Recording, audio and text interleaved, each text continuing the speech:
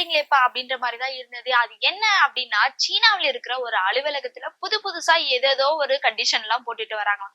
அது என்ன அப்படின்னா, சாப்பிட கூட நீங்க வெளியில போக கூடாது, ஆபீஸ் டைம்ல போன் பேசக்கூடாது, இல்ல சாப்பிடும் போது கூட நீங்க ஹெட்போன் யூஸ் பண்ண கூடாது, சாப்பிடும் போது இதை பண்ணக்கூடாது அதை பண்ணக்கூடாது. என்னப்பா இப்படி பண்றீங்களேப்பா அப்படின்ற மாதிரிதாங்க இருக்கு. அது என்ன அப்படின்னா, சீனாவுல இருக்கிற ஒரு அலுவலகத்துல புதுசா ஏதேதோ ஒரு கண்டிஷன் எல்லாம் போட்டுட்டு வராங்களாம்.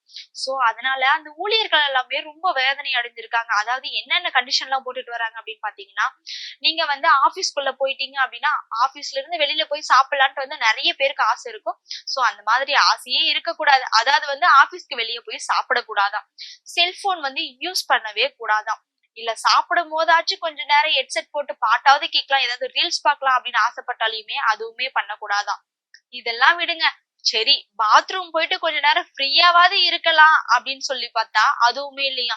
நிறைய நேரம் வந்து பாத்ரூம் போயிட்டு கொஞ்ச நேரம் டைம் ஆயிடுச்சு அப்படின்னா, இன்னும் என்ன பண்ணிட்டு இருக்கீங்க, வந்து வேலையை பாருங்க அப்படின்ற மாதிரிதான் கத்தி பிரஷர் கொடுப்பாங்களாம். சோ அந்த மாதிரி ஒரு அலுவலகம் எல்லாம் இருக்குங்க. அந்த ஊழியர்கள் எல்லாருமே ரொம்ப வேதனை அடைஞ்சு போயிட்டு, என்னடா இது, பாத்ரூம்ல கூட நமக்கு நிம்மதி இல்லையா அப்படின்ற மாதிரி தாங்க ரொம்ப ஃபீல் பண்ணிட்டு இருக்காங்க.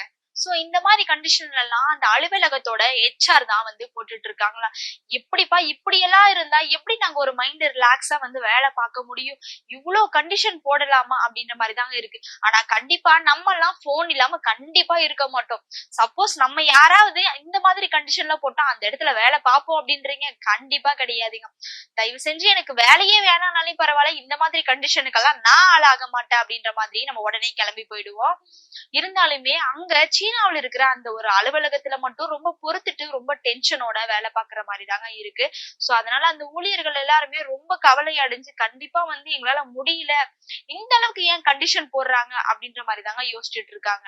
அங்க வேலை செய்யற ஊழியர்கள் எல்லாருமே, எப்பா என்னால முடியலடா சாமி, இந்த அளவுக்கு கண்டிஷன் போட்டா கண்டிப்பா வந்து நம்மளால நிம்மதியா வேலை பார்க்க முடியாது அப்படின்னு சொல்லி எல்லாருமே ஊழியர்கள் எல்லாம் ஒண்ணு கூடி பேசி இந்த நியூஸ் வந்து இப்போ விசாரணை வரைக்கும் போயிருக்கான். என்னதான் இருந்தாலும் இப்படி ஒரு கண்டிஷன் எல்லாம் போடவே கூடாதுங்க. அப்படி நீங்க யாராவது உங்க ஆபீஸ்லயும் சரி, இல்ல நீங்க வேலை பாக்குற இடத்துலயும் சரி, இந்த மாதிரி கண்டிஷன் எல்லாம் போட்டா நான் வேலை பார்ப்பேன் அப்படின்னு யாராவது சொல்லுவீங்க? அப்படி யாராச்சும் சொன்னீங்க அப்படின்னா மறக்காம கமெண்ட் பாக்ஸ்ல கமெண்ட் பண்ணுங்க.